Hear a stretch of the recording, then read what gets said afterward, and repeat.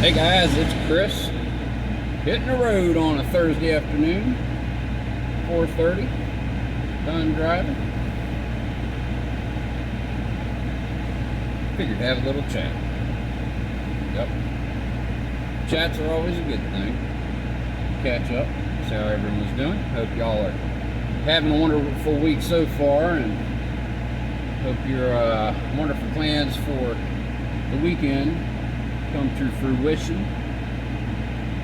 Good weather or bad, good friends are bad, good family are bad, good plans are bad. I hope you have a wonderful whatever. Alrighty.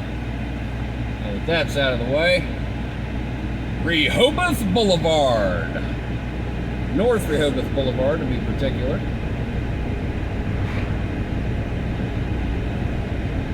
I work at 601 Manlove Auto Parts. We are part of Fisher Auto Parts in Stanton, Virginia. We sell Federated. Orange and yellow signs everywhere. Rob, you're probably familiar down your way with my people. You went to my Alta Vista store, so yep.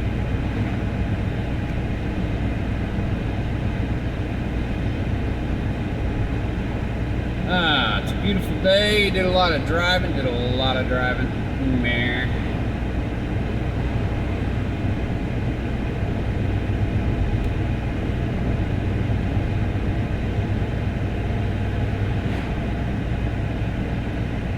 Looking forward to what the future holds, but I gotta tell you, after 29 years, I know we're having busy days in the store. I wish I was in the store to help the guys. They're getting along all right. We got extra help. We're shuffling stuff around. And every other week I close, and every other week since I don't close, I'm the 7:30 driver. Same with the other guy. After 29 years, I do not mind alternating. I'm enjoying driving for a change. I really am.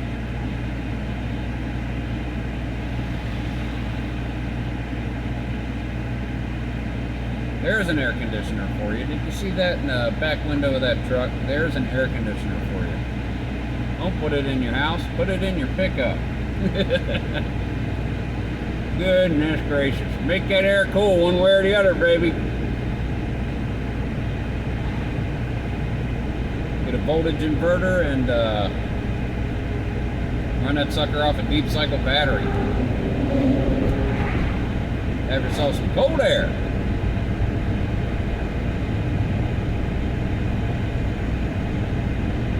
Can't see how it's much cheaper than getting it fixed, unless it's not in there and you gotta buy the parts straight out anyway. Could have been gutted. Somebody could have bypassed a compressor or put a bypass pulley on it. So that way there's no parts to repair, no system to repair.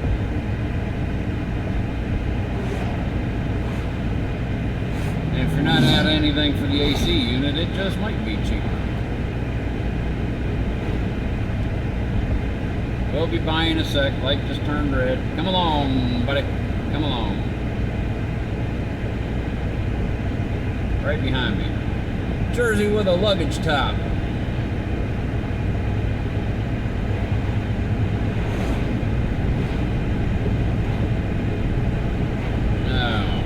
Business is booming. Summer Beach traffic is booming.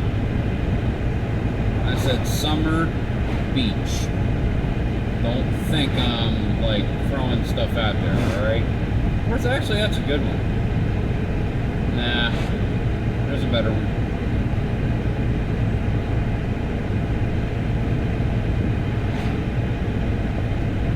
Start scratching your scalp and say, got dandruff. Some of it itches.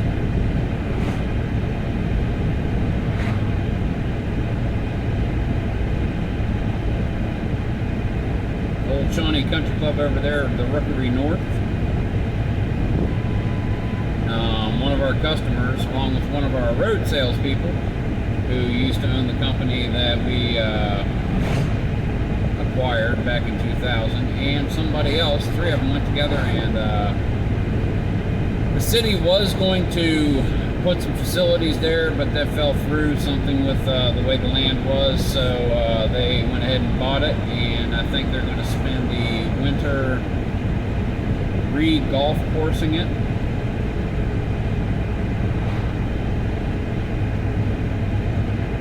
Seeding, weeding, sculpting, putting out implements, stuff like that.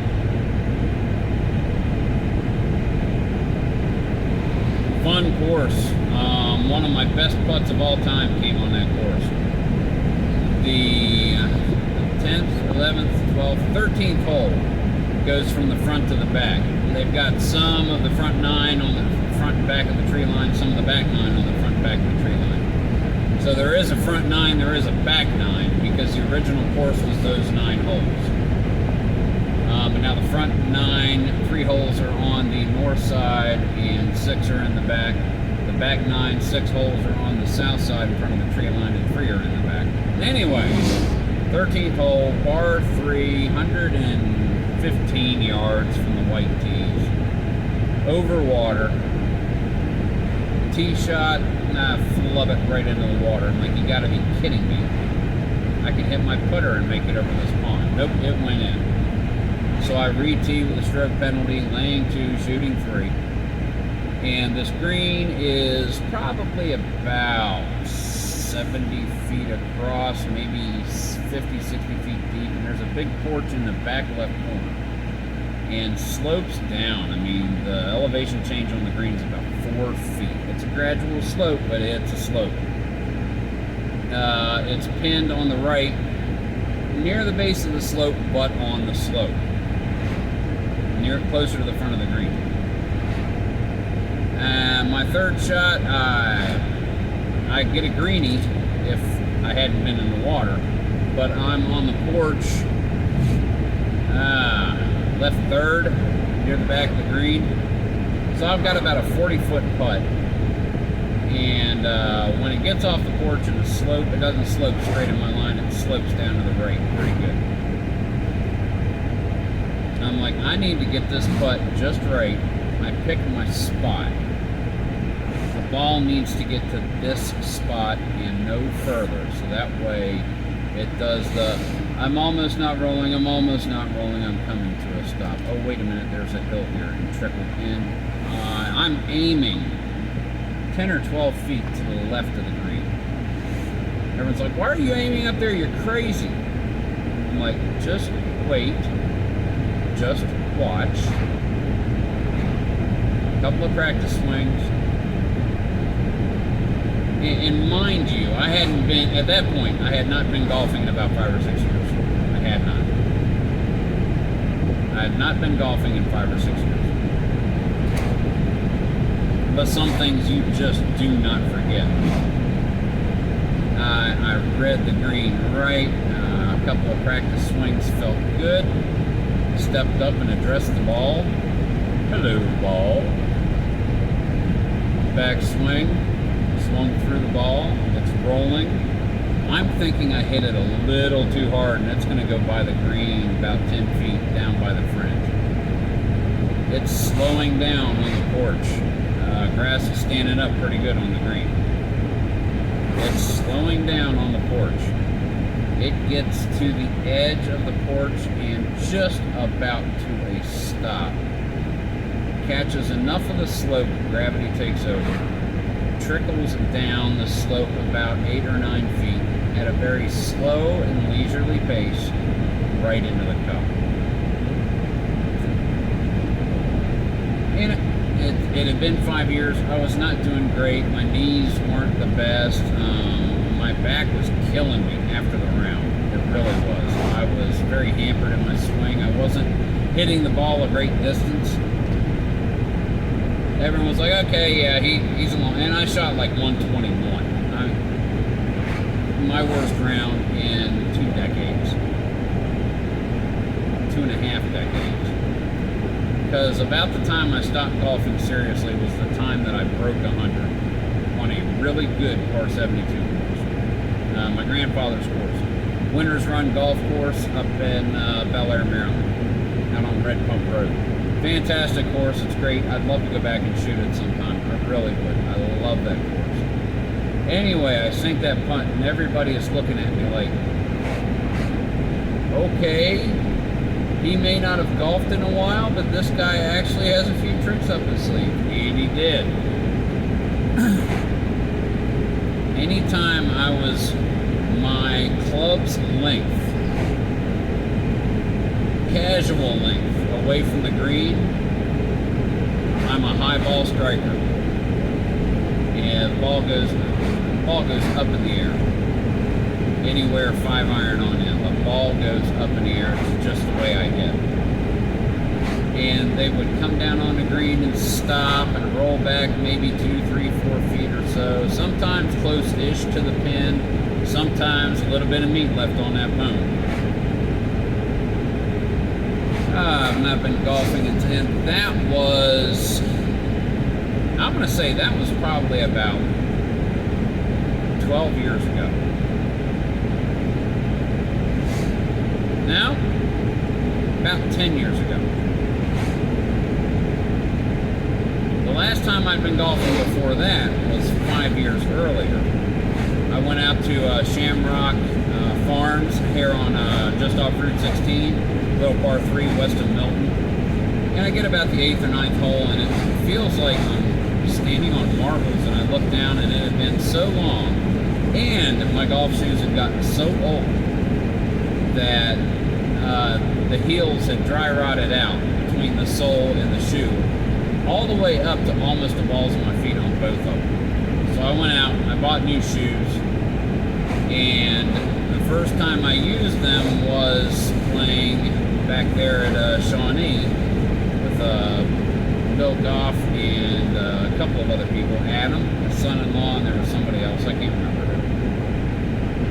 Might have been Bill Barnard, I'm not sure. Was it Bill? I don't think I've ever played golf with Bill.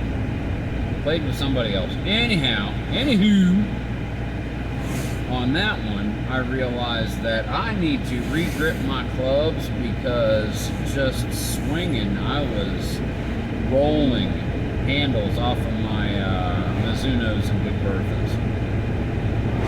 And that was about 10, 11 years ago. The clubs ain't been re-gripped. Yeah, I know. Oh, man. I wish that, and I've not been able to afford to get back into golfing. A, the clubs need to be re-gripped. B, I've been spending a lot of my spare money here and there where I can on tabletop sports gaming, man. Stratomatic APBA sets, some payoff pitch, some inside pitch. The odd games over the years that, yeah, I got them, yeah, I learned how to play them, yeah, I put stuff on in order to play them.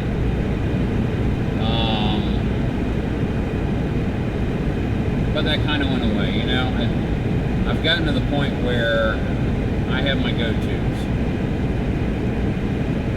I've got Stratomatic baseball. I'm still a toss-up for football. APBA, I've gotten back into it. I love it. I've got the shingles, not the skin condition, but the great big cards. But I enjoy Stratomatic as well. A lot of the stuff being on the cards. I enjoy Stratomatic.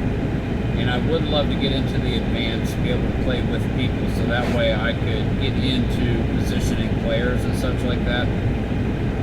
That I would like to do. Basketball, there are no basketball games that play quickly enough.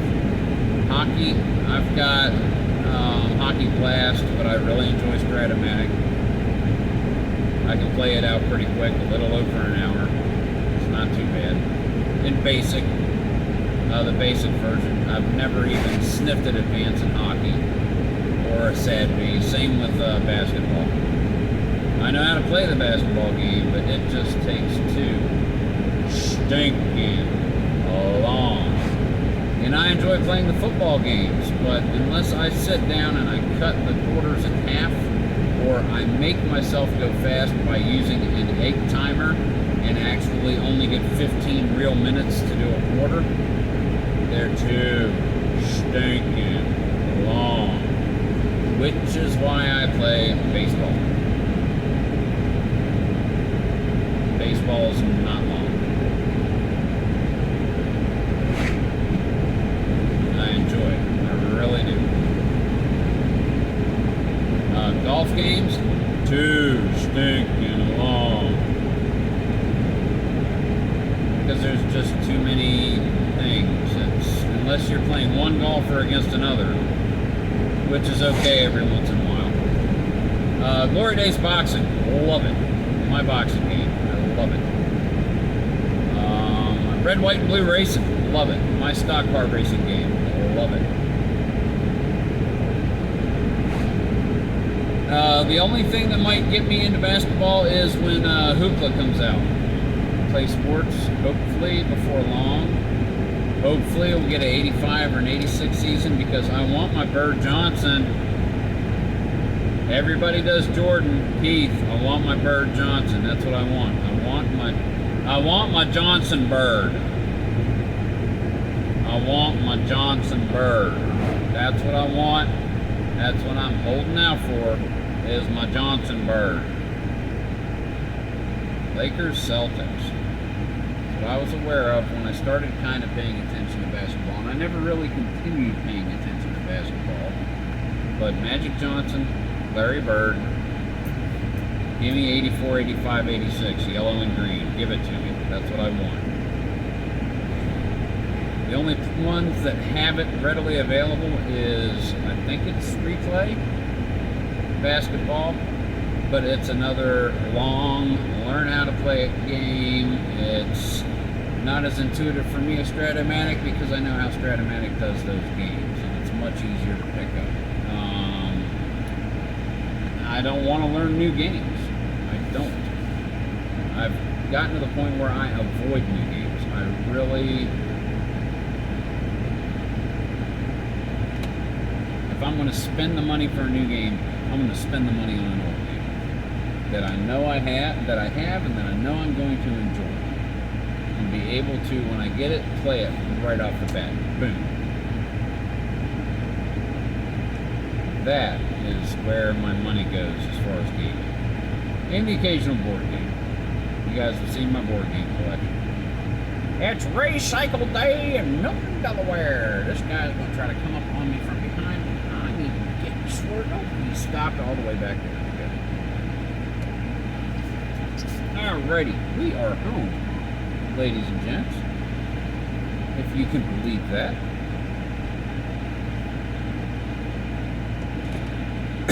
Guys, thank you for coming along for the ride. This is Chris, Tabletop Sports Delaware, with a slightly crooked phone. Yeah, I could have straightened it up a little bit, huh? Oh well. Better late than never, guys. Thank you very much. Have a wonderful evening and keep on rolling.